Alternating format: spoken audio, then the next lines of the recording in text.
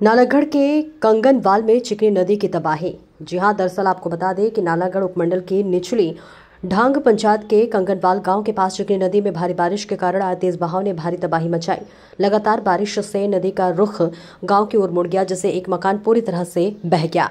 किसानों की मक्के और धान के फसलें नष्ट हो गई और खेतों की उपजाऊ जमीन नदी में समा गई। इसके साथ ही स्वर्गीय हरिनारायण सिंह सैनी के समय से बना ऐतिहासिक झूला पुल भी टूटने की कगार पर है, जिसका एक हिस्सा तेज बहाव में बह चुका है।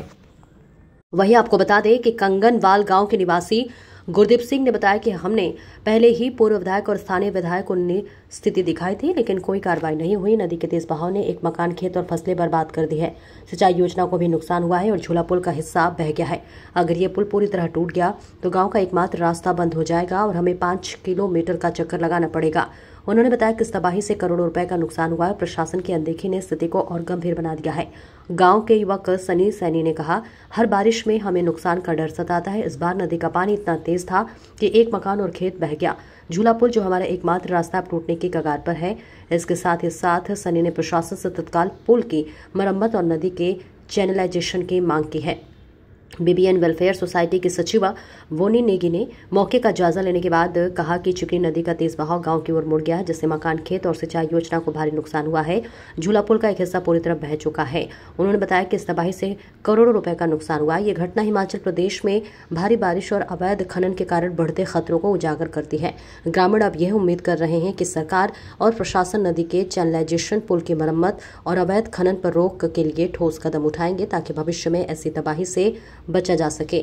देखिए नालागढ़ से विपुल मुत्तल की खास रिपोर्ट। कंगनवाल गांव की जो स्थिति है, वहाँ के हालात का जब हमने जायजा ग्राउंड लेवल पे देखा तो बुरे हालात हो चुके हैं। वहाँ पे जो लोगों की जमीनें है वो भी पूरी बाढ़ के कारण हट चुकी है। लगातार वर्षा के कारण यहाँ पे जो पुल है, जो कनेक्टिविटी है इसकी, जो कंगनवाल को है, राजपुरा टू कंगनवाल जो कनेक्टिविटी है, वो भी ये पुल हटने की कगार पर हो चुका है, जिसकी हालात बहुत ज़्यादा खराब हो चुकी है।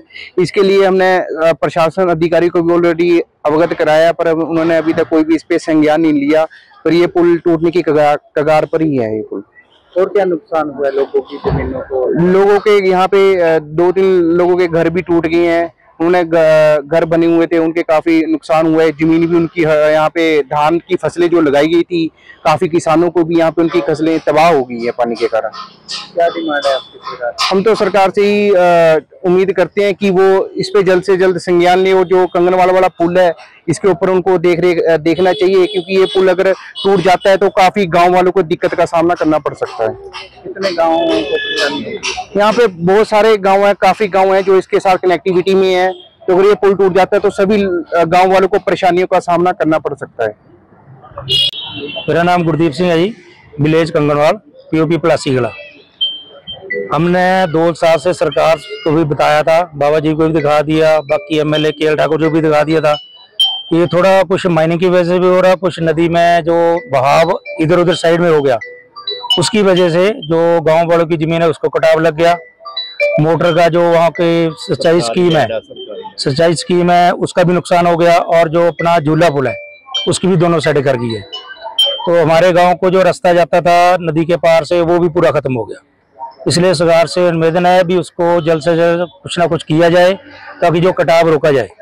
क्या कारण मानते हैं ये जो एक तरफ नदी पलटी है? तो पलटने का तो देखो, कहीं माइनिंग भी होती है, कोई रेत उठाता है, कोई रात को आके मशीन लगा लेता है, कोई पता नहीं लगता है। जब तक रोकने जाते तो पता नहीं लगता कौन है कौन नहीं है। कोई पत्थर भी उठा लेता है बीच में से। ऊपर से जैसे तेजाब, मतलब ये फैक्ट्री जैसे कटाव चल रहा है, एक तरफ से हो गया तो दूसरी तरफ ऐसे कटाव चल पड़ा, पानी का वो परली साइड पहुंच गया। एक मकान को भी खतरा बन गया आधा तो? हाँ जी, वो आधा तो टूट के गिर गया है।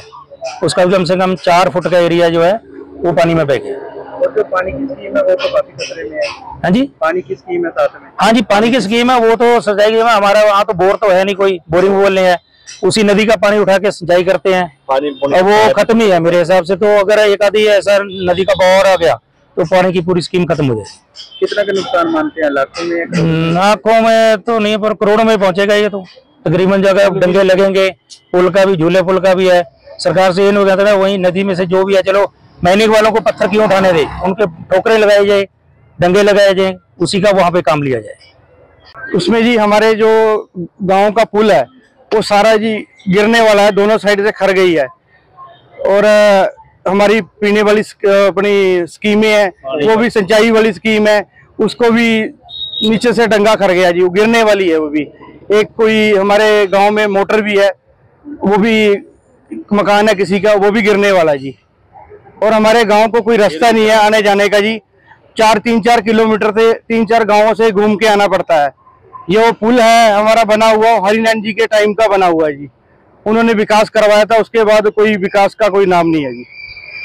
और यहाँ पे जो तेज बहाव आपके गांव की तरफ बढ़ता जा रहा है, जो चिकनी नदी का है, इससे जमीनों को भी खतरा है? जमीनों को भी खतरा है जी, हमारे गांव को जमीनें काफी खर गई है, जमीनें किसी की बहुत ज्यादा लोगों की खर गई है इस नदी में। अब क्या चाहते हैं आप लोग?